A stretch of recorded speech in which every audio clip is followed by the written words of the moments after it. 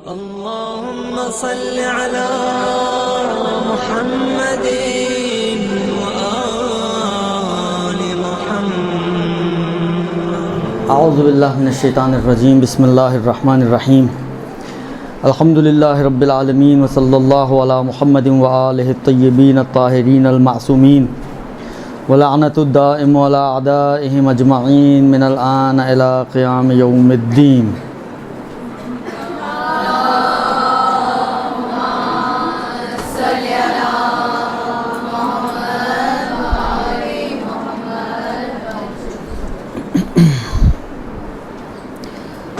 اب مجھے یاد نہیں ہے، آپ کو پتہ ہی ہے میری یادداشت کا، کہ پچھلے ہفتے رمضان المبارک کے حوالے سے کوئی بات آئی تھی یا نہیں آئی تھی، اور آئی تھی تو کیا آئی تھی. نہیں، تمہید کچھ آئی تھی رمضان کے حوالے سے. میں تمہید کی بات کر رہا ہوں کہ رمضان کی فضیلت اور اس کے حوالے سے کوئی بات آئی تھی، نہیں آئی تھی. اس میں آپ مجھے کچھ سوالات بھیجے گئے ہیں کہ ان کے حساب سے اگر آپ کلاس کو آگے بڑھائیں تو اچھا ہے. ان سوالات میں پانچواں یا چھٹا سوال ایک ہے، میں اس کو سٹارٹ لے کر ابتدائی طور پہ، کیونکہ ماہ مبارک رمضان شروع ہونے والا ہے اور اس کی آمادگی کے طور پر ہمیں کن باتوں کا خیال رکھنے کی ضرورت ہے، اسی حوالے سے کچھ باتیں آپ کی خدمت میں مجھے پیش کرنی ہے. لیکن میں تمہید بنا رہا ہوں اس سوال کو، کہ جو سوال ایک پوچھا گیا ہے کہ سوال یہ پوچھا گیا ہے کہ جی بے پردگی اور دیگر گناہوں کا روزے پر کیا فرق پڑتا ہے. بے پردگی اور دیگر گناہ، جھوٹ بولتا ہے کوئی، غیبت کرتا ہے کوئی، تہمت لگاتا ہے، ظلم کرتے ہیں، کوئی بھی گناہ اگر کوئی انجام دے حالت روزہ میں، یا عورت بے پردہ گھومتی ہے، تو ان گناہوں کا روزے کی صحت پر کیا اثر پڑتا ہے، روزے کے اوپر کیا ایفیکٹ ان گناہوں کا پڑتا ہے. اسی سوال کو میں عرض کر رہا ہوں کہ تمہید بنا رہا ہوں. آج کی کچھ کوشش کروں گا مختصر سی گفتگو آپ کے لیے رمضان کے حوالے سے ہو جائے. اب جو باتیں میں کر رہا ہوں شاید اسی سے آپ خود نتیجہ نکال سکیں کہ کیا اثر پڑ سکتا ہے ان گناہوں کا ہمارے روزے پر. پروردگار عالم نے سورہ مبارکہ بقرہ میں وہ مشہور و معروف آیت کہ جو آپ ہر رمضان میں پتہ نہیں ہزاروں دفعہ شاید سنتی ہیں، پڑھتی ہیں، میں بیان فرمایا ہے. ظاہراً 183ویں آیت ہے جو مجھے یاد پڑ رہا ہے. بسم اللہ الرحمن الرحیم. یا ایھا الذین آمنوا کتب علیکم الصیام کما کتب علی الذین من قبلکم لعلکم تتقون. اے ایمان لانے والو، کتب علیکم الصیام، تمہارے اوپر روزے کو فرض کیا گیا ہے، لکھ دیا گیا ہے. یہ کتبہ کی تعبیر واجب کے لیے استعمال ہوتی. کتب علیکم الصیام یعنی تمہارے لیے روزے کو لکھ دیا گیا ہے. کما کتب علی الذین من قبلکم، جس طرح تم سے پچھلی قوموں کے لیے بھی لکھا گیا تھا، یعنی جس طرح ان پر فرض کیا گیا تھا، ان پر واجب کیا گیا تھا، اسی طریقے سے روزہ تمہارے اوپر بھی فرض اور واجب کیا جا رہا ہے. کیوں؟ لعلکم تتقون، شاید کہ تم متقی ہو جاؤ. عرض کروں آپ کی خدمت میں کہ دیکھیے پروردگار عالم کہہ رہا ہے کہ روزہ رکھو تاکہ تقوی حاصل ہو جائے. درست؟ اس کا مطلب یہ ہے کہ روزے میں اور تقوی میں کوئی لنک ہونا چاہیے، ورنہ اگر بے ربط، مثلا فرض کریں کوئی مجھے کہتا ہے کہ جی سر میں بہت درد ہو رہا ہے، میں اس کو درد کی بجائے کوئی اور مثلا بلڈ پریشر کی کوئی گولی پکڑا دوں اس کو، یا شوگر کا کوئی بلاخر دوائی اس کو دے دوں کہ یار یہ کھا لو ٹھیک ہو جائے گا، اور وہ کھائے، تو آپ کا کیا خیال ہے کتنا اثر ہوگا اس کے سر کے درد پر؟ کوئی اثر نہیں ہوگا. اس لیے کہ اس دوائی کا اس کے درد کے ساتھ کوئی تعلق ہی نہیں تھا. اس دوا کے اندر یہ تاثیر ہی نہیں تھی کہ یہ دوا اس کے سر کی درد کو ٹھیک کر سکے. ٹھیک ہے، لیکن اگر میں اس کو سر کے درد ہی کی گولی دوں گا، ڈسپرین پکڑا دی، پیناڈول دے دی، پونسٹن پکڑا دی، جو بھی اب بالآخر یہ دردوں کی دوائیں ہیں وہ دے دی، تو اس کا سر درد ٹھیک ہو جائے گا. اسی سے ہمیں پتہ چل جائے گا کہ ہاں پہلی جو دوا تھی اس کا اور سر کے درد کا آپس میں کوئی لنک نہیں تھا، اس لیے اس نے اثر نہیں کیا، اور اس کا اور اس سر کے درد کا آپس میں ایک لنک تھا، یعنی اس دوا کے اندر یہ تاثیر رکھی گئی تھی کہ یہ درد ختم کرے، لہذا یہ دوسری دوا استعمال کرنے سے سر کا درد اس کا ختم ہو جائے گا۔ تو اگر کسی چیز میں اثر ہو تبھی کہا جا سکتا ہے کہ یہ کر لو تو وہ ہو جائے گا، اگر کسی چیز میں جو آپ کہتے ہیں یہ کر لو تو وہ ہو جائے گا، یہ وہ ہو جائے گا کا اثر ہی نہ ہو تو اس کے کرنے سے پھر وہ کیسے ہوگا؟ ماچس جلے گی تو آگ جلے گی نا۔ آپ کسی کو ماچس نہ دیں، برف تھما دیں کہ یہ برف سے چولہا جلا لو، تو کیا ہوگا؟ اس کے اندر وہ اثر ہی نہیں ہے کہ وہ آگ روشن کر سکے۔ اسی طریقے سے برعکس بھی ہوتا ہے، جس طرح سے میں جانتے بوجھتے کسی کو غلط دوا دے دوں تو وہ اثر نہیں کرے گی، صحیح دوا دوں گا تو وہ اثر کرے گی، اسی طرح الٹا بھی ہو سکتا ہے۔ آپ نے دیکھا ہوگا بہت سارے گھروں میں ایک فرسٹ ایڈ باکس ہوتا ہے، میڈیکل باکس ہوتا ہے، دوائیوں کا باکس ہوتا ہے، جس میں ساری بچی بچائی لیل جو یوز ہوئی ہوں نہ یوز ہوئی ہوں، ایک اس کے اندر اچھی خاصی ٹیبلٹس کا ذخیرہ پڑا ہوا ہوتا ہے۔ اچھا، بہت سارے لوگوں کو اندازہ بھی نہیں ہوتا اور یاد بھی نہیں رہتا کہ کون سی دوا کس چیز کے لیے تھی۔ اب پڑی ہوئی اتنی ساری دوائیاں ایک ڈبے کے اندر ڈالی ہوئی ہیں آپ نے، اب آپ کے سر میں درد ہوا، آپ اٹھ کے گئیں، ڈبہ کھولا، اب آپ کو سمجھ تو نہیں آ رہا، آپ نے تکے سے ایک گولی اٹھائی اور کھا لی، سر کا درد ٹھیک نہیں ہوا، تو آپ کو اندازہ ہو جائے گا کہ اس کا مطلب کہ صحیح دوائی نہیں کھائی میں نے۔ لیکن اگر آپ نے تکا مارا اور سر کی درد ٹھیک ہو گئی تو پھر آپ یاد رکھیں گے کہ اس گولی سے میرا سر درد ٹھیک ہوا تھا، یعنی اس کا مطلب ہے اس کے اندر یہ اثر ہے کہ یہ میرے سر درد کو ٹھیک کر سکتی ہے۔ مجھ میں اور آپ میں اور پروردگار عالم میں ایک بہت بڑا، ویسے تو بہت سارے فرق ہیں، لیکن ایک اور اس اعتبار سے جو فرق پڑتا ہے وہ یہ پڑتا ہے کہ میرا اور آپ کا علم ناقص، خدا کا علم کامل۔ میرے اور آپ کے علم کا احاطہ اتنا سا، خدا کے علم کا احاطہ ہر چیز پر محیط۔ کون سی چیز ہے جو علم الہی سے خارج ہو؟ کوئی بھی چیز نہیں ایسی۔ وہ عالم الغیب والشہادہ ہے، ہمیں سامنے کی چیزیں پڑی ہوئی نظر نہیں آتی، تجربہ کرنا چاہیں تو ہماری بیگمات سے جا کے پوچھ لیں، وہ بتا دیں گے ان کو تو سامنے کی چیز نظر نہیں آتی ہے۔ تو کتنا واسٹ ڈفرینس ہے دونوں میں، لہذا ہمارے اندر یہ گنجائش ہوتی ہے کہ بالآخر کوئی غلطی ہو جائے کہ ایک ایسی چیز کہ جس کے اندر اثر نہ ہو اس کو ہم یہ سمجھتے ہوئے کہ اس میں اثر ہے آپ کو گائیڈ کر دیں کہ یار یہ کام کر لو تو یہ کام ہو جائے گا، بعد میں پتہ چلا کہ نہیں اس میں تو یہ اثر ہی نہیں تھا۔ یہ ہمارے اندر تو ہو سکتا ہے لیکن علم الہی میں اس چیز کی گنجائش نہیں ہے۔ لہذا اگر پروردگار عالم یہ کہہ رہا ہے کہ روزہ رکھو متقی بن جاؤ گے، تو اس کا مطلب یہ ہے کہ 110% شورٹی سے یہ بات کہی جا سکتی ہے اور کنفرم کیا جا سکتا ہے کہ حتماً روزے کے اندر پروردگار عالم نے ایک ایسی تاثیر رکھی ہے کہ یہ روزہ انسان کو متقی بنائے گا۔ وَإِلَّا اگر روزے میں یہ تاثیر نہ ہو کہ یہ متقی بنانے والا ہو تو خدا کیوں کہے روزہ رکھو تاکہ متقی ہو جاؤ؟ یہ جو خدا کہہ رہے روزہ رکھو تاکہ متقی ہو جائے، یہ خود بتا رہا ہے کہ اس کے اندر ایک اثر موجود ہے۔ ورنہ وہی والی بات ہے کہ برف دے کے خدا کہہ رہا ہے کہ جاؤ آگ جلا لو، ماچس دے کے آگ جلانے کا کہے تو جل بھی جائے گی آگ، برف دے کر کہے آگ جلاؤ تو کیسے جلے گی؟ جو ضد آگ ہے اس سے آگ کیسے جلے گی؟ لہذا اگر روزہ اثر نہ رکھتا ہو تقوی والا تو یہ کہنا ہی خدا کا لغو ہو جائے گا کہ روزہ رکھو تاکہ متقی ہو جائے۔ اب جب کہ پروردگار عالم نے کہا ہے تو یہ بات حتمی ہے، دنیا ادھر کی ادھر ہو سکتی ہے لیکن یہ مطلب غلط نہیں ہو سکتا کہ روزے کے اندر خدا نے تقوی کی تاثیر رکھی ہے۔ درست؟ ہر سال ماہ مبارک رمضان آتا ہے، ایک بہت بڑی تعداد مسلمانوں کی، چاہے شیعہ ہوں چاہے سنی ہوں، وہ روزہ رکھتے ہیں۔ سوال میرا آپ سے صرف اتنا سا ہے، آپ جواب دیں مجھے اس بات کا کہ جس وسعت کے ساتھ روزہ ابھی میں صبح بھی عرض کر رہا تھا کہ روزہ ان خوش قسمت عبادتوں میں سے ہے کہ اگر کوئی نماز نہیں بھی پڑھ رہا ہوتا تو روزہ پھر بھی رکھ لیتا ہے، کیونکہ سال میں ایک دفعہ کی کہانی ہوتی ہے۔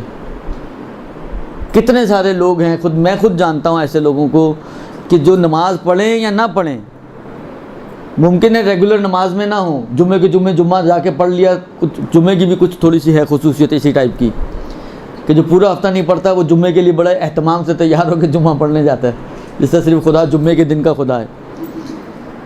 تو لیکن روزہ جو نماز نہیں بھی پڑھتا، بالکل بھی نہیں پڑھتا، نہ جمعہ نہ یومیہ، لیکن بالآخر ان کی بھی کوشش ہوتی ہے کہ چلو روزہ رکھ ڈالو، تو روزہ ایک خصوصیت یہ تو رکھتا ہی ہے نا کہ ہر شخص کا دل ہے کہ بالآخر چلو ایک سال رمضان کے اندر ایک مہینہ پورے سال میں آتا ہے، چلو رکھ ڈالو۔ تو جس وسعت کے ساتھ روزہ رکھا جاتا ہے، اور خدا نے یہ ہمیں خبر دی ہے کہ دیکھو روزہ انسان کو متقی بناتا ہے، تو کیا اسی وسعت کے ساتھ لوگ متقی بن رہے ہیں؟ تو پھر یہ لعلکم تتقون کیا ہوا؟ اتنی لمبی کہانی ہم نے سنائی کہ جی اس میں تو غلطی کا امکان ہی نہیں ہے، اس میں تو جھوٹ کا امکان ہی نہیں ہے، تو پھر یہ لعلکم تتقون کہاں گیا بھائی؟ خدا تو کہہ رہے کہ روزہ رکھو متقی ہو جاؤ گے۔ اب دیکھیں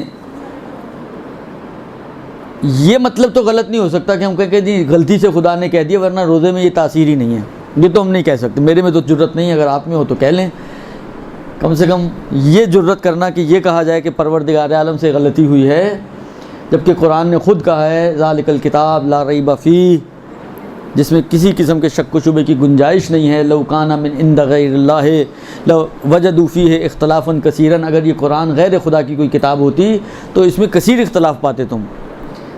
بس اس کا مطلب یہ کہ یہ قرآن کا اپنا موقف ہے کہ یہ الہامی کتاب ہے اور الہی کتاب ہے، اور ہے بھی۔ تو پھر یہ لعلکم تتقون کو کیسے اب ہم صحیح کریں؟ عرض کروں آپ کی خدمت میں کہ جس طریقے سے میں نے کہا کہ سر کے درد کے ختم ہونے سے پتہ چلتا ہے کہ جی دوا کھائی ہے ہم نے وہ صحیح کھائی ہے یا ختم نہیں ہو رہی، تو پتہ چلتا ہے کہ جو دوائی استعمال کی ہے وہ صحیح استعمال نہیں کی ہے، اسی طریقے سے ہم یہاں پر ایک نتیجہ اور بھی نکال سکتے ہیں، کیونکہ جب اس کلام میں جھوٹ کی گنجائش نہیں ہے اور یہ ایک اٹل کلام ہے الہی کلام کہ جی حتماً روزے کے اندر یہ اثر ہونا چاہیے، جب خدا کہہ رہا ہے کہ لعلکم تتقون تو یہ اثر ہونا چاہیے، لیکن اس کے باوجود لوگ روزہ رکھ رہے ہیں اور بڑی تعداد میں لوگ روزہ رکھ رہے ہیں، تو پھر یہ اثر کیوں حاصل نہیں ہو رہا؟ اس کا مطلب کیا ہوا؟ اس سے یہ سمجھ میں آتا ہے کہ شاید وہ روزہ جو مانگا جا رہا ہے اور وہ روزہ جو دیا جا رہا ہے اس میں کہیں گڑبڑ ہے،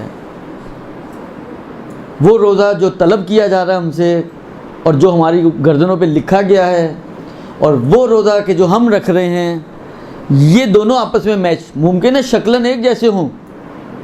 میں نے پچھلے سال بھی شاید عرض کیا تھا اور ہر سال کرتا ہوں، بالآخر یہ ابتدائی کلاسیں ہوتی ایسی باتوں کے لیے۔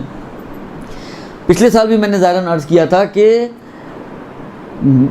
پاکستان میں تو یہ چیزیں سمجھنا بہت آسان ہوتا ہے، اس لیے کہ یہاں پر اصلی چیز کم اور جعلی چیزیں زیادہ نظر آتی ہیں، اور وہ جو جعلی چیز ہوتی ہے سب لوگ اصلی سمجھ کے استعمال کر رہے ہوتے ہیں۔ آپ نے اگر سر عام دیکھا ہو کبھی تو اس میں جو ہے وہ مدر کیئر اور پتہ نہیں جانسنز وغیرہ یہ سب آپ کی لالو کھیت کی پیداوار ہیں، جو آپ جو ہے باہر کا سمجھ کے یوز کرتے ہیں۔ آپ کے اکثر کاسمیٹکس ایسے ہوں گے جو آپ لندن اور پیرس اور امریکہ کا سمجھ کے یوز کر رہے ہیں، وہ یہاں کے لندن اور پیرس کا بنا ہوا ہے، پاکستان کے لندن اور پیرس کا، لالو کھیت کا۔ تو کہنے کا مقصد یہ، لیکن بنایا اس طرح سے جاتا ہے اور پیش اس طرح سے کیا جاتا ہے کہ انسان دھوکہ کھا جاتا ہے، انسان تمیز نہیں دے سکتا کہ یہ اوریجنل چیز ہے، جینوئن چیز ہے، یا 2 نمبر اور جعلی چیز ہے۔ کوئی یہی چیز ہمارے ساتھ روزے میں ہو رہی ہے۔ ہم اپنی طرف سے تو جو روزہ پیش کرنے کی کوشش کر رہے ہیں، کوشش تو یہی ہوتی ہے کہ یہ جینوئن ہو، لیکن جب اثر نہیں ہوتا تو کشف ہوتا ہے کہ نہیں یہ جو ہے کوئی جعلی چیز چلی گئی، کوئی 2 نمبر مال سپلائی ہو گیا ہے۔ درست؟ اب سوال یہاں پہ یہ ہے کہ وہ جینوئن روزہ وہ کیا ہے بالآخر کہ جو لعلکم تتقون والا روزہ ہو، وہ پتہ تو چلے وہ کون سا، اس کے کون سے سینگ ہوتے ہیں جو ہمارے روزوں کے نہیں ہیں۔ بھئی وہ روزہ بھی کہ جو لعلکم تتقون، تو روزہ تو یہی ہے نا، فجر سے لے کر مغرب تک نہ کھاؤ نہ پیو، روزہ پورا۔ تو وہ کون سا ایسا روزہ ہے کہ جو لعلکم تتقون والا ہے کہ جو ہم نہیں رکھ رہے ہیں کیسے ہم پتہ چلے گا ہمیں کہ وہ روزہ کیا ہے اور یہ روزہ کیا ہے جو ہم رکھ رہے ہیں؟ ظاہراً چھٹے امام کی روایت ہے امام جعفر صادق علیہ الصلوۃ والسلام کی،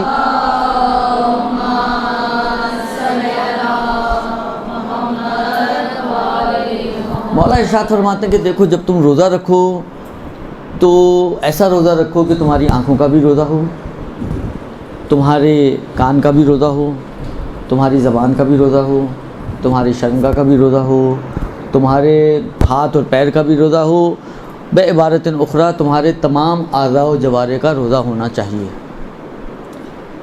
یہ امام صادق کا فرمان۔ بھئی روزہ تو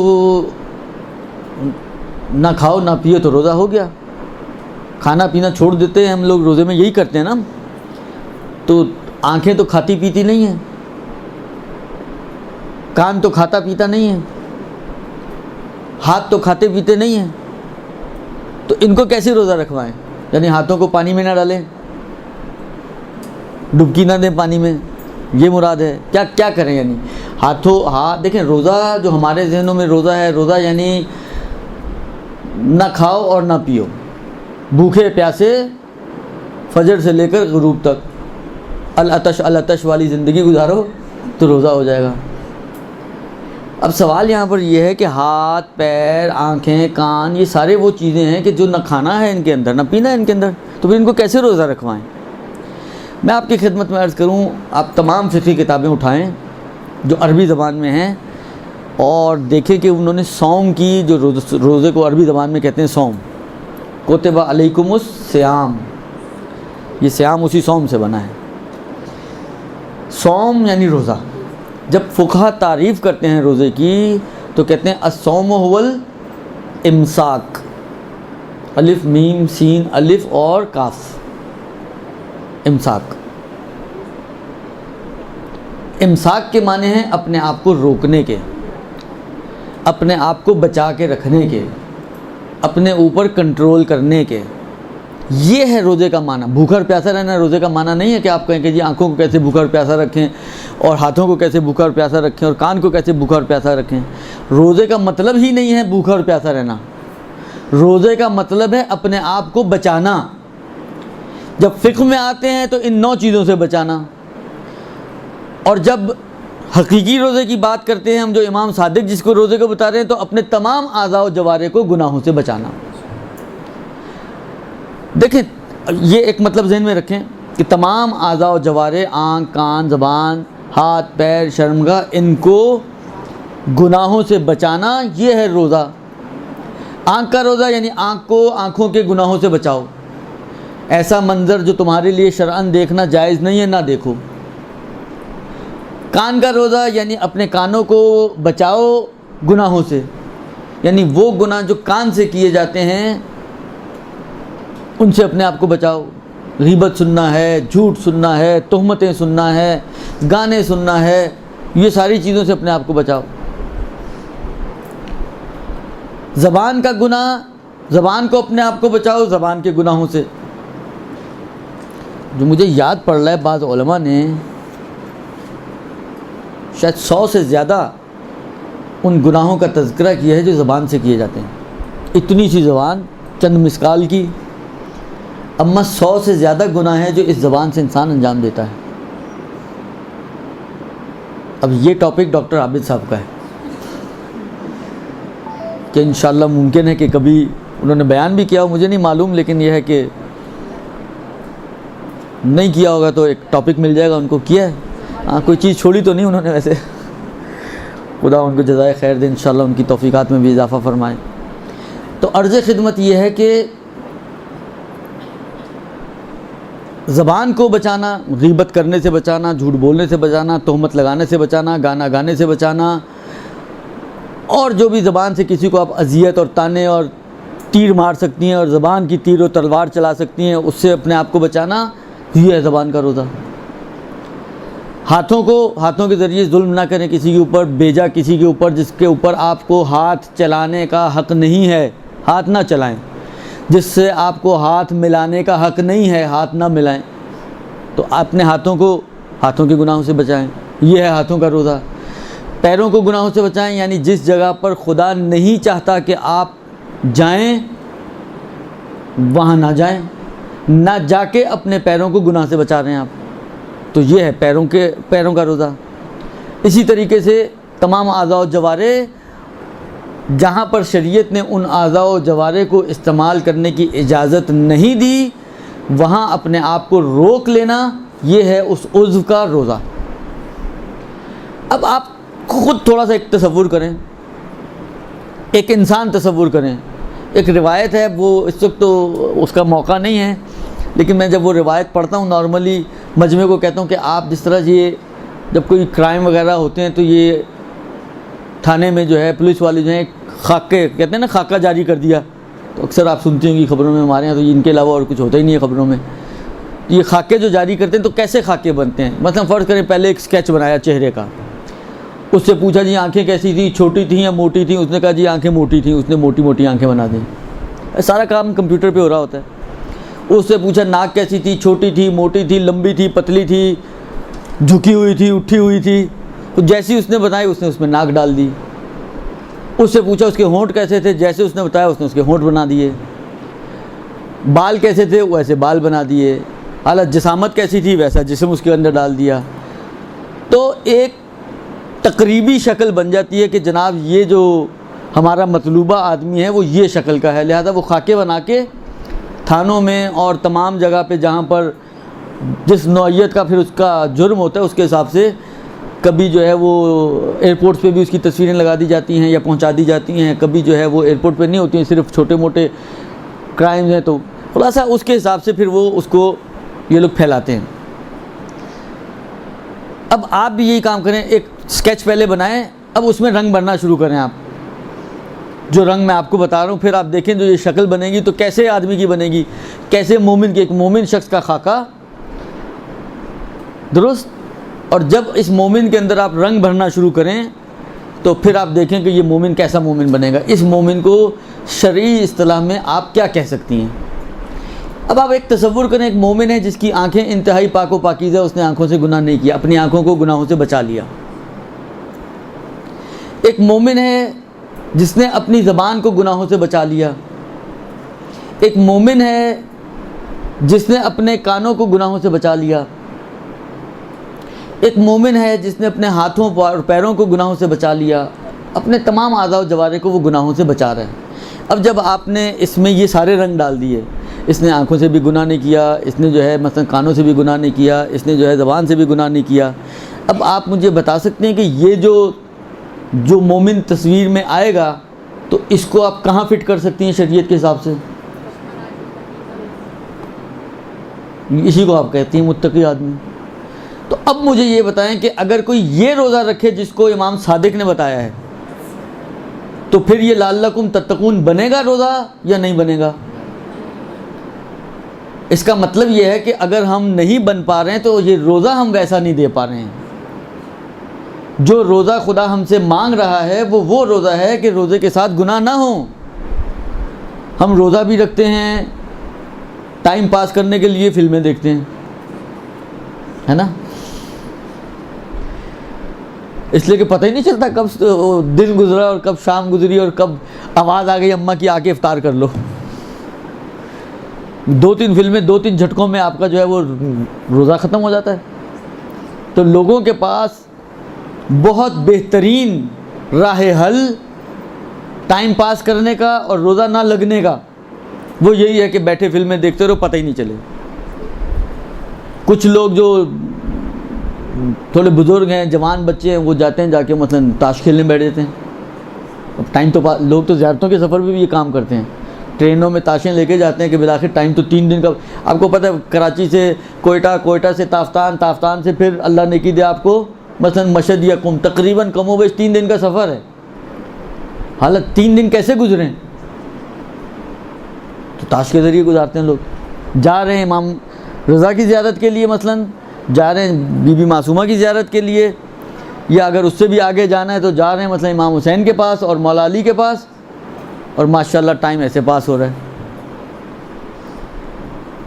یا بعض جو ہیں بچیاں وہ گھر اب تو ماشاءاللہ وہ یہ جو موبائل شاپ وغیرہ ایک زمانے میں تو واکی ٹاکی کا زمانہ تھا، اب تو کہ وہ سب چیزوں سے بے نیاز ہو گئے ہیں.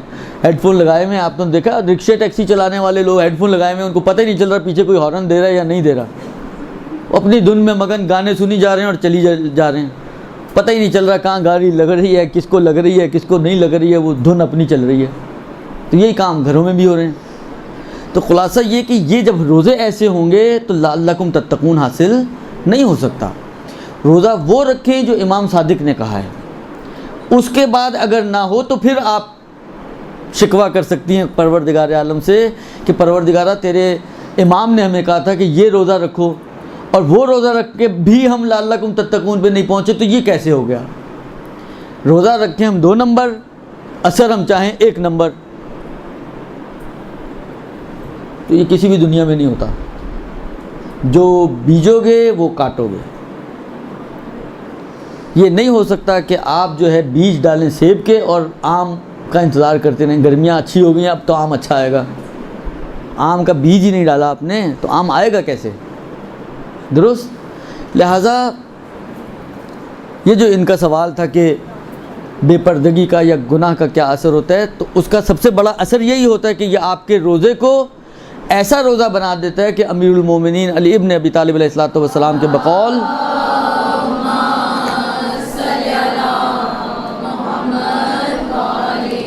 کتنے ہی روزے دار ایسے ہیں کہ جنہیں بھوک اور پیاس کے علاوہ اور کچھ حاصل، یہ اس کا اثر ہے. یعنی آپ کے روزے کو حقیقی روزے سے نکال کر ایک 2 نمبری روزہ بنا دیتا ہے گناہ. اور جب 2 نمبری روزہ ہے تو اس کے بارے میں مولا فرماتے ہیں کہ آپ کو بھوک اور پیاس کے علاوہ کچھ نہیں ملنے والا، کچھ نہیں ملنے والا سوائے بھوک اور پیاس کے. یعنی جو اثرات اور جو امیر المومنین کہہ رہے ہیں کچھ نہیں ملنے والا، بالآخر کون سے لڈو ملنے والے تھے؟ لڈو یہی تھے لعلکم تتقون. دیکھیں الہی سفرہ ہے، ماہ مبارک رمضان ہے. قد اقبل الیکم شہر اللہ بالبرکۃ والرحمۃ والمغفرہ یا ایھا الناس، اے لوگو تمہاری طرف خدا کا مہینہ آ رہا ہے برکتیں، رحمتیں اور مغفرتیں لے کر. دیکھیں یہ جو 3 چیزیں نا، برکتیں، رحمتیں اور مغفرتیں، یہ وہ کھانا ہے جو پروردگار عالم نے اس سفرے پہ ہمارے لیے رکھا ہے. پروردگار عالم آپ کے لیے بٹیر نہیں رکھے گا، تیتر نہیں رکھے گا. مرغ تو کھا کے آپ ویسے ہی تھکے ہوئے ہیں. پروردگار عالم جو کھانا رکھتا ہے آپ کے لیے وہ یہی رکھتا ہے کہ آپ کے لیے برکتیں، رحمتیں، مغفرتیں. ٹائم نہیں ہے کیونکہ مجھے دوسری باتوں کی طرف جانا ہے، لیکن میں ایک گزارش کروں گا آپ تمام خواہران سے، اور وہ یہ کہ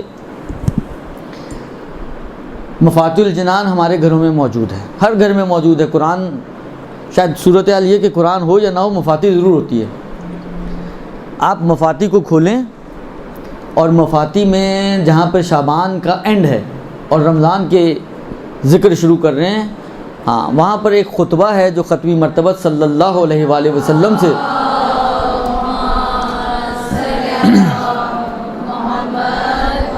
نقل ہوا ہے، جس کو خطبہ شعبانیہ کے نام سے تعبیر کیا جاتا ہے. اور یہ خطبہ ختمی مرتبت نے بیان ہی استقبال ماہ رمضان میں کیا تھا. آخری جمعہ تھا یعنی شعبان کا، اور اس جمعے میں ختمی مرتبت نے یہ خطبہ بعنوان استقبال ماہ رمضان اس خطبے کو ارشاد فرمایا. میں پہلے بھی یہ بات یہاں پہ کہہ چکا ہوں، دوبارہ تکرار کر رہا ہوں کہ واقعاً اگر کوئی شخص چاہتا ہے کہ اپنے روزوں کو ایسا روزہ یا اپنے رمضان کو ایسا رمضان قرار دے کہ جس رمضان میں اس نے میکسیمم فائدہ اٹھایا ہو، تو وہ اس خطبے پہ عمل کر لے. پروردگار عالم کے حبیب نے اس خطبے میں رمضان گزارنے کا طریقہ بتایا ہے. رمضان میں کیا کیا بینیفٹس آپ کو ملتے ہیں اور کس طریقے سے ان بینیفٹس کو آپ حاصل کر سکتے ہیں، وہ طریقے بتائیں.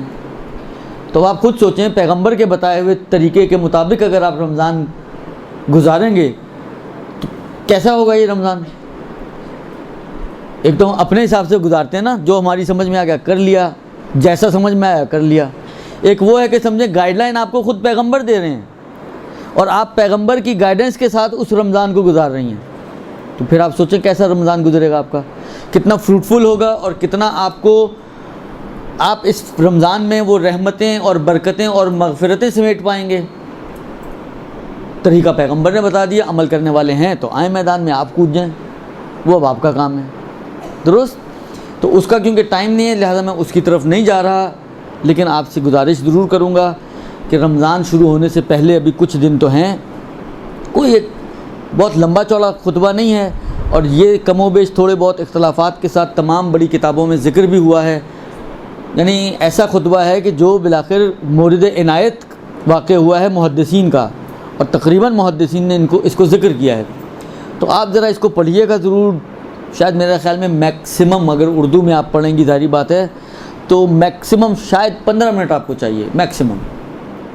البتہ اب کسی کی اردو ہی ہجے کرنے والی ہو تو میں اس کی بات نہیں کر رہا، ایک نارمل اردو پڑھنے والے انسان کی میں بات کر رہا ہوں کہ میکسیمم شاید 15 منٹ چاہیے اس کو، تو 15 منٹ کا ٹائم نکالنا شاید میں نہیں سمجھتا کہ اتنا مشکل ہو، جبکہ اس کے آگے اس کے فائدے بہت زیادہ آپ کو ملنے والے ہوں۔ تو یہ تو آپ کے سوال کا جواب ہو گیا کہ کیا اثر پڑتا ہے کہ ہمارے روزے کو سمجھیں بھوک اور پیاس والا روزہ بنا دیتا ہے اگر ہم اپنے روزے کے ساتھ ساتھ گناہوں کو بھی جاری رکھیں۔ کوشش کریں کہ روزے کا بھرپور فائدہ اٹھائیں۔ اسی خطبے میں امیر المومنین نے کھڑے ہو کے سوال کیا، یا رسول اللہ ای الاعمال افضل، اس مہینے میں کون سا عمل سب سے زیادہ فضیلت والا ہے؟ کیا فرمایا تھا پیغمبر نے؟ الورع، پرہیزگاری، وہی حرام سے اپنے آپ کو بچاؤ۔ الورع یعنی پرہیزگاری، ان محارم اللہ، اپنے آپ کو گناہوں سے بچانا، یہ اس مہینے کا بہترین عمل ہے۔ یعنی میں یہ سمجھتا ہوں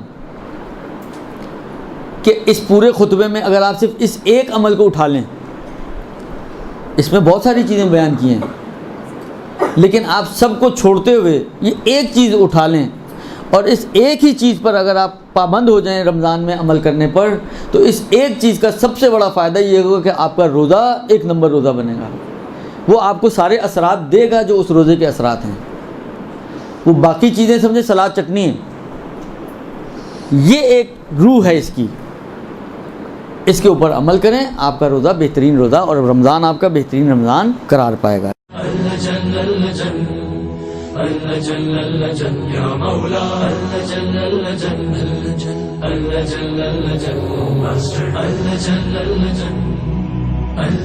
يا صاحب السماء اللجن